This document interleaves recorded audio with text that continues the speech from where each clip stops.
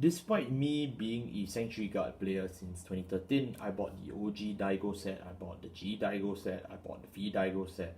I found it very surprising as I was doing a channel review that I've never covered Sanctuary Guard before on this channel. Then I remembered why.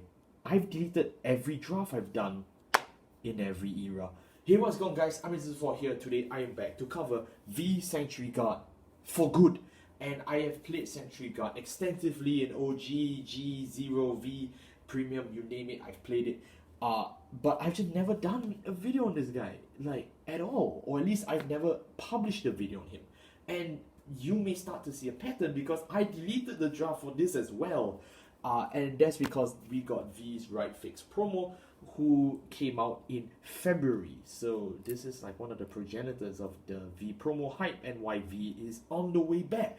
But I'm covering it at the end. So you know why. It's because I deleted the draft again.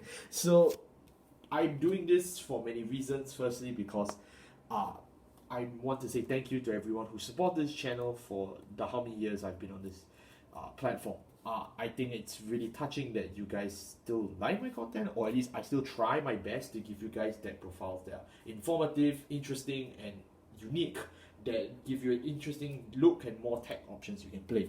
So because of that, I'm still going to keep trying, and this deck profile is of course testament to that as well. Secondly, it's because I want to give Sanctuary Guard some justice. Sanctuary Guard came out in V in a very weird time, where V was in a limbo, it was on its way out, gonna shuffle out from being standard.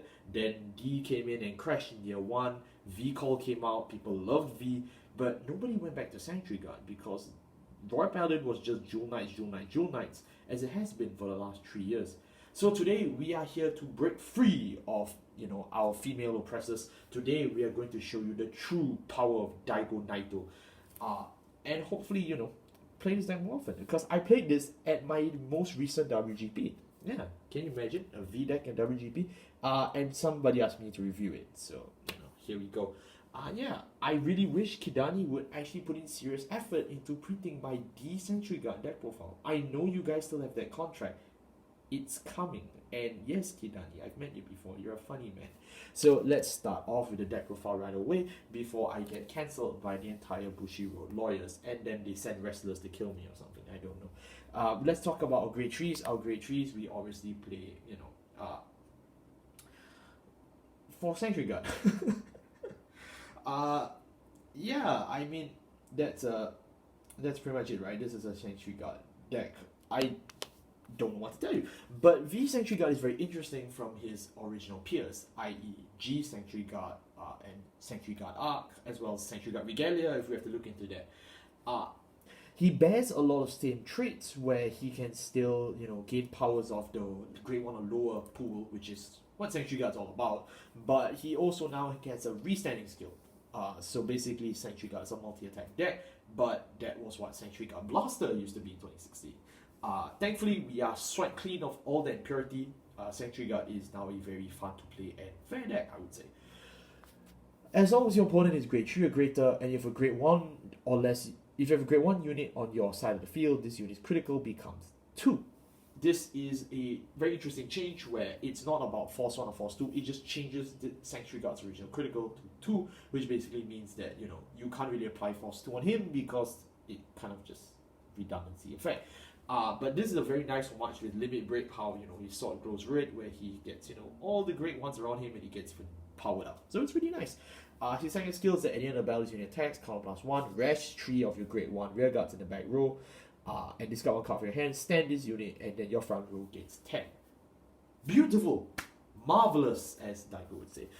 There's really nothing else I have to say. The skill tells you in itself what it does. It's a very simple deck, really. The thing about Sanctuary Guard is that his main glaring weakness is he needs a full board. You need 3 units in the back row, and then you need 2 front row rear guards to attack. So you want to focus on board building, you want to focus on plussing, and of course, and I don't think I need to say this, you need to find Sanctuary Guard. So we are going to be going through our deck choices with these criteria in mind. I know that because V Royal Paladin, P Royal Paladin has all been about Jewel Knights, Jewel Knights, Jewel Knights, that we are forced to think that Jewel Knights are the option to everything. They are not. But unfortunately, I would be shot in the head next WGP if I don't make a public statement. Jewel Knights are optional. They are really good for this deck. There's no doubt about it. But I do want to say that if you don't want to play with the Jewel Knights, it's perfectly fine. But if you do have Jewel Knights, if you can afford them, because they've been reprinted, so they are actually very cheap. But you don't necessarily have to. They give you more breathing space for grade 3s. They give you a multi-attack engine, just like Sentry Guard Blaster, but it does take up a bit more space, and it kind of conflicts with your board building. It kind of focuses on winning more rather than helping you get to the win con, which is something I wasn't quite a fan of. So for the rest of this video, you will not see a single Jewel Knight here anymore. But that's not to say we don't like women, because for grade 2s, we have 3 copies of Hideout Breeder Kane, who's my best girl. 4 copies of Mr. Livarot, who is Royal Paladin's best girl. And then we have 4 copies of Right Fix Promo, and then 4 copies of Mr. Wickstun. So let's get into that real quickly. Wickstun is from the DAIGO deck set, and if you're wondering, wait, I've never seen DAIGO call this. Yeah, it's an original. They printed for him 2 originals, which is Beliziel and Wickstun. I think they're fine. They could have done Rainbow Calling Bard. They could have done Sanctuary Archer.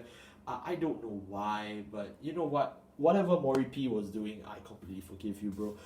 His skills is that as long as your Vanguard is Sanctuary Guard, for each one of your grade 1 Rear Guards in the back row, this unit gains 5. So it can go up to 15k. Hey, that's pretty good.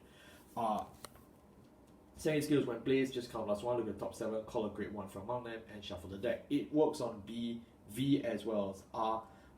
So I think that's really impressive. I mean, it's a solid grade 2, right? It's a great rear guard beater. Yeah. Oh, yeah, that's correct. I'm so sorry. It's always that part of the time of the year again where I get sick during a Royal Paladin deck profile. Remember Majesty mode? So I'm gonna cover my Right Fix promo. Right Fix promo, he does exactly what he does. He fixes your right. Sorry, she. But the skill of this one is very particular, because you are looking for grade 2 or less targets. These are all your grade 2 targets and grade Wickstun. As you can guess, because it's Sanctuary Guard, we have a lot of grade 1 targets. But the main ones you want to look for is Beliziel as well as Mr. Sisyphus. And that's because the 2 of them are actually searchers for Sanctuary Guard Dragon.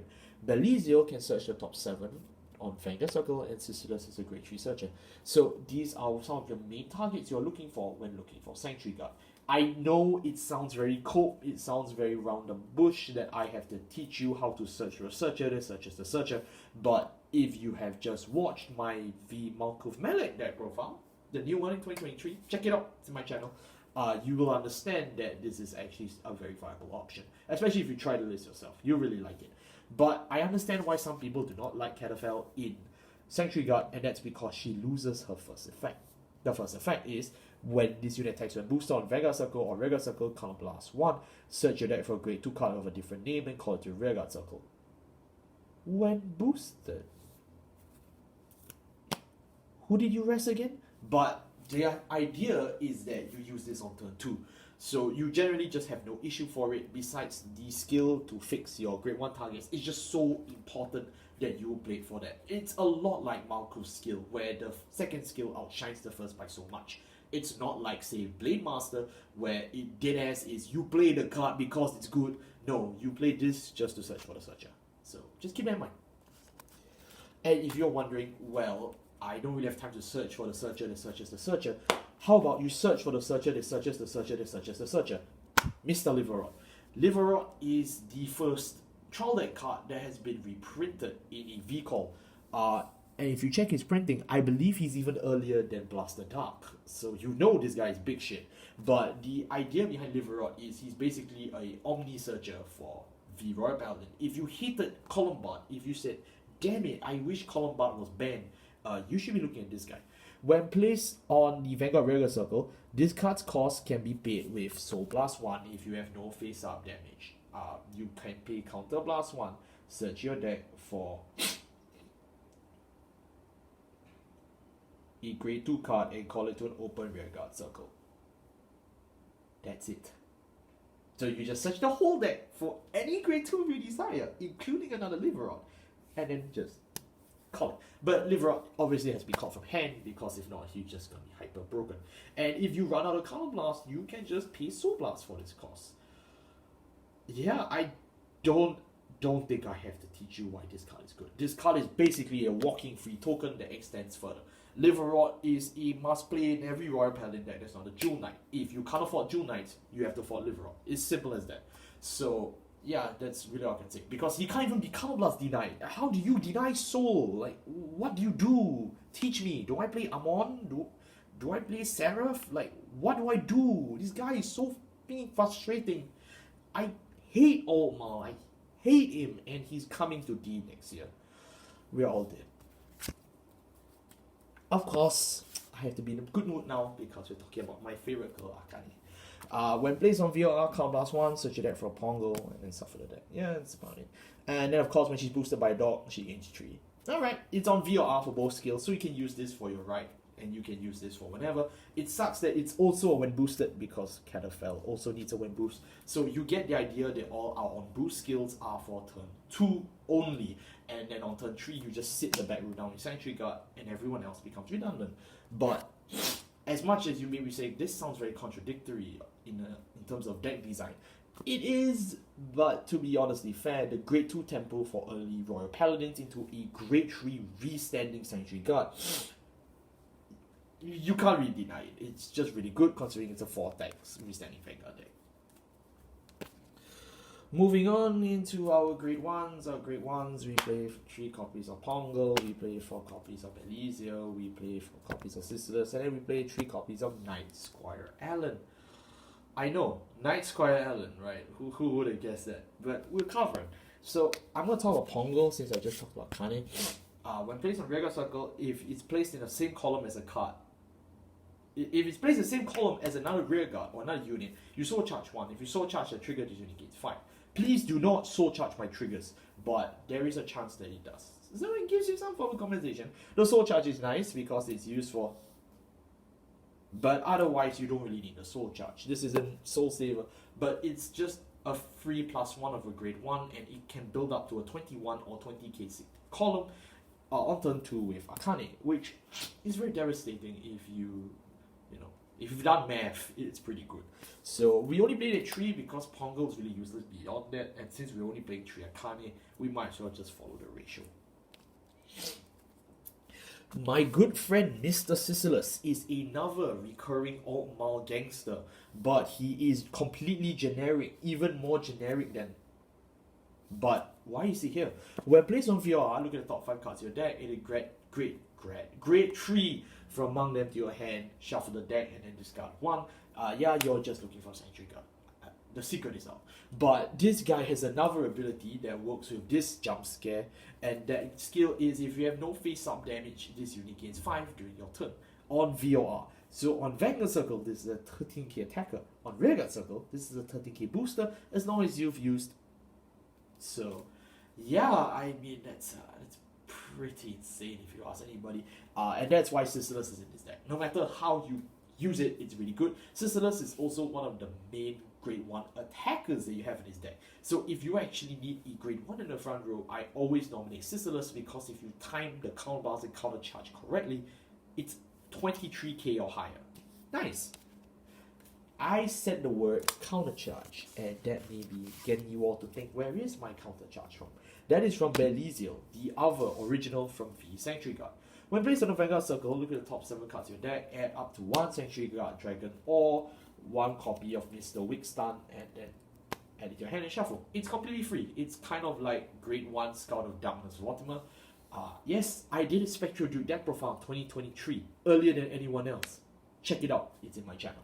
But the idea is that you want to use him for every skill. Belisiel is just so good, you want to see him every time. If you can open with 100% Belisiel, like, you are physically a world-class player. You physically cannot be beaten. And that's why we play Cardfight, because we want to make this happen as much as possible. Similar to my Malkuth video, we don't always have the chance to search for a right target that's optimal. And in this case, we absolutely want to open Belisiel. So we will use Cardfight to increase our chances of doing so. Belisiel has his second skill, And that is when your Sentry Guard Dragon Vanguard attacks, it gains 10,000 power for the end of this battle. And then if you've not countercharged this turn, if you've one or less face-up damage in the damage zone, you can countercharge one. I believe that's what that says. Can I read that? Hold on. I am so sorry. I need to read this again, but the text is so small. Man, I need to get my eyes checked. Here we go. Yes. So, when your Vanguard Sentry Guard attacks, it gains 10 at the end of the battle. If you have no face-up cards in the damage zone, countercharge 1, and it's a hard ones button. Yeah, so, okay, my bad. I thought Live Rod was the only hard ones button in this deck. Not Live Rod. That's Columbine. Oh no, I'm mixing up the deck profiles. I'm thinking of Loading Angel. I'm so sorry. This is a hard ones button for the second skill. The first skill is not a hard ones button. The second skill I got it correct, so it doesn't matter. But yeah, the first skill is a hard ones button. So you only need one Belizio on your Vanguard circles at any point in time. But the thing is that because spot removal is often among skilled players, so you don't always spam your Belizios. You hold them in hand because it's a plus 10k, it's a counter charge. What more do you want? And last but not least, to round out our roster, we have Mr. Knight Squire Allen. If you don't know what Knight Squire Allen does, you officially skip the entire first year of V. When plays, you just count last one, and then after that, you can call a card from your hand. If you did, it will be the same grade as your Vanguard, of course. If you did, you draw a card, and this unit gains 3. It's really just a speed loader. It's basically a CB1, draw 1 and a plus 3. You can play Marin in this slot, which I actually used to play Marin back in 2022. That was in my V Sentry Guard. But you wouldn't know that because I deleted the draft. But the reason why I've chosen Allen over Marin this time is because this is an on place. So it kind of is the first starting action I can do rather than Marin, who is not. I understand Marin is a skill that always stays with you once per turn. As long as it's on the rearguard circle, you can just call something in front of it, count plus 1, draw 1. But the thing about Marin is that it required you to already, it's different because Allen gets plus 3, Marin, I don't think he gained power. I remember there was a reason why I didn't play Marin. Let me just check what I did. Yeah, so you have to call him, and then, it's almost the same skill. Huh. Alright, so you can play both Marin or Allen. I mean, at this point it doesn't matter because your card blast is just so tight. Why did I remember that skill wrong? Wow, I've been playing this deck and I straight up forgotten that skill, huh? Okay, I'm gonna need to revise that. But it doesn't matter because as long as you play a 3-off for any one of the drawing cards, is generally what you want. But this is like, I don't know, 10 yen. And then moving on to my triggers, we have 8 crits, 4 heals, 4 draw PG, and 1 copy of Starting Legend Amber Scenes, Just an iconic starter. I love Amber Scenes. We are playing the normal heals for this deck because we don't want the heal guardians to actually stop us from G assisting. I know that sounds really weird. G assisting, yeah, because Sentry Guard only has 4 grade 3s in a deck. I don't want to take the risk where I just straight up cannot find Sentry Guard and I lose. So I'm gonna play it so that I can increase my chances of finding Sentry Guard any turn. 8 crits because this is Royal Paladin, this is Vanguard. I know some people want to go back to the good old historical time of playing 16 crit Sentry Guard, but I still like my assaults in my Sentry Guard because this is a piece reliant deck. This is a deck that needs a full board of 6. So ideally, yeah, you just draw. And with all that hiccups aside, that is my V Sentry Guard deck profile. Finally covered it. I've gone through so many drafts. I played this with Jewel Knights, I played this without Jewel Knights, I've played this, in premium, and I still really enjoy Sentry Guard. I know there are many people out there who tell you, I can teach you how to play Sentry Guard in 2 minutes. But to be very honest, I don't think you can because this deck has a lot of layers to it. And as this format gets more and more complex with a deepening card pool, you generally have more options you need to be aware of. Sentry Guard has a promo, did you know, that prevents your back row from being retired. Yeah, I bet you forgot that too, but I didn't. I've tested a lot of these options, and this is generally the safest options that I have available to me. All that, but I forgot. Alan and Marin are the same skill. But the main idea is that Sentry Guard can play with the new Right Fix promo, and that Sentry Guard can play without Jewel Knights. I just had to do this video as soon as I got back from my WGP because, you know, people wanted to know what I was playing in V. But I think the other reason is also because I don't want to reach the time where I do not have the chance to cover a Sentry Guard deck profile on this channel. I mean, let's all be really real here. How many times a year do I get to sit in front of the camera and film a video? I'm getting older, I'm getting busier. So, you know, it's not very easy for me. But I promise you, if you're watching this video, I am planning to do at least about 5 to 6 more videos for the rest of this year.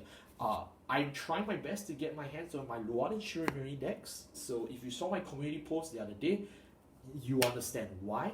But I'm also trying to do 1 to 2 more V deck profiles because there are a few more clans that I've not covered yet that I would like to cover.